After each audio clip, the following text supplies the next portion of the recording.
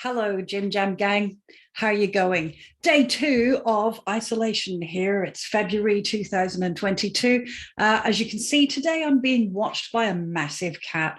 But there is a picture, a portrait of Finn on this side. That's him pressing his face up against the window. And somebody took a picture of it and printed it out for me. So that's Finn. And this is Orla.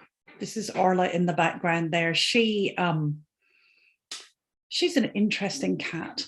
Anyway, today's four-step process is going to be on the word any. So if you grab your four-step process worksheet, then we will work on the word any. Are you ready? Firstly, in your neatest writing, and today I'm actually going to write on the four-step process sheet. In your neatest writing, up in the neat writing box, I'm going to get you to write any. And it should look like this, A-N-Y.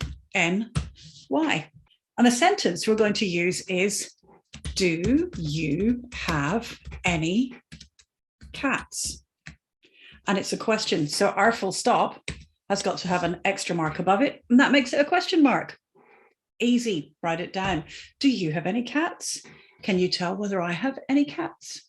Now, if we look at the word any, the hard part is that A, isn't it? It's really hard. It's quite difficult to spell. I'm going to actually put a space in between the A-N and the Y, because we're going to separate out those two syllables. So this A here, if you didn't know how to spell it, you would probably write an E, right, for any. Yep. But it's an A in this word. And there aren't that many words where A is doing this, but it's doing it in this word. So it's being unusual. So what we're going to do is we're going to draw a line underneath it, two lines, in fact, to show that we've noticed that the A here is being unusual. And so when you come to practice it, you have to remember not to say ah. Yep, there are some accents of English where people, when they say this word, they say any. Yep, but there's not that many anymore. There's not that many anymore, right? Anymore. Do you see what we're doing there? All right, so we've got two syllables and the A is marked as being unusual. That's the bit that you have to remember. Also, though, if you've got the sound E at the end of a word, any, you can't use the letter E because the letter E at the end of a word is usually silent.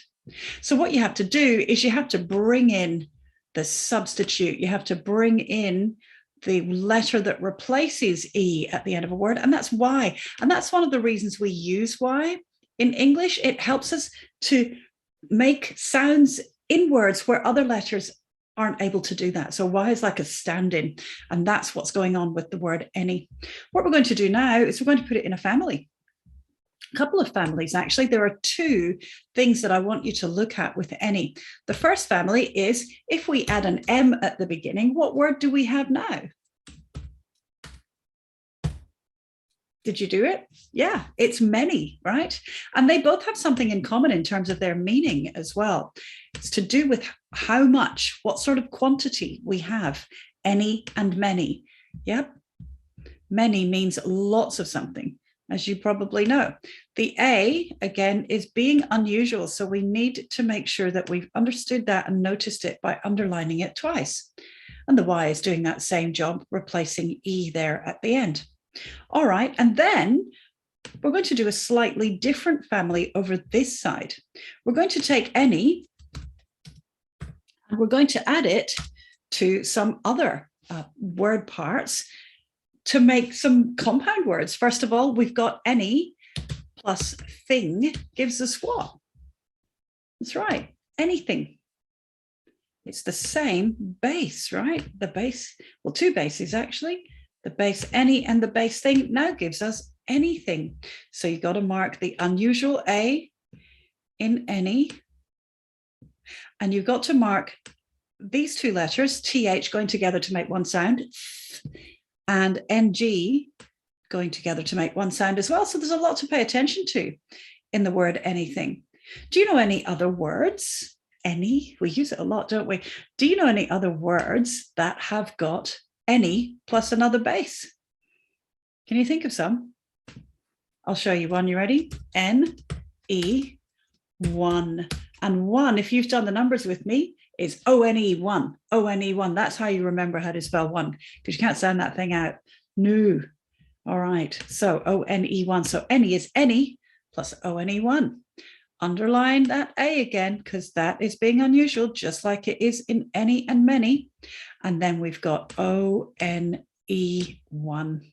Yeah, you just got to say the letters. That is how you practice that word. That's very good. That's what we'll do. That's what we'll do with those ones. That's any, many, anything, and anyone. Let's do some practice. You ready? My turn. Listen. For spelling, A-N-E, any. Your turn.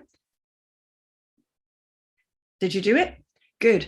Now we've got to practice the words in the family as well. Don't just walk away, right? After you've practiced your target word, you got to do all the words. That's how you learn the big, big load of words, right? So my turn. Listen. For spelling, M-A-N-E. For reading, many. Your turn. Very good. All right. My turn. For spelling, an-e-thing. Anything. Your turn. Brilliant. Listen. My turn. An-e-o-n-e. Anyone. Your turn. Did you do it? I hope you did it. All right. If you did it, then you can put a tick in your practice box. I want to see lots of ticks. That's how you learn these words. Okay. Now, tomorrow, we are going to do the word do. And do, it's fairly easy. There's something unusual about it, but it's got a really interesting family. And that family I want you to learn as well. So that's all that we're doing for today, but it was nice to see you. I wonder who is going to be visiting and looking over my shoulder tomorrow. Could be anyone. Hope you're all keeping well. I'll see you soon. Bye.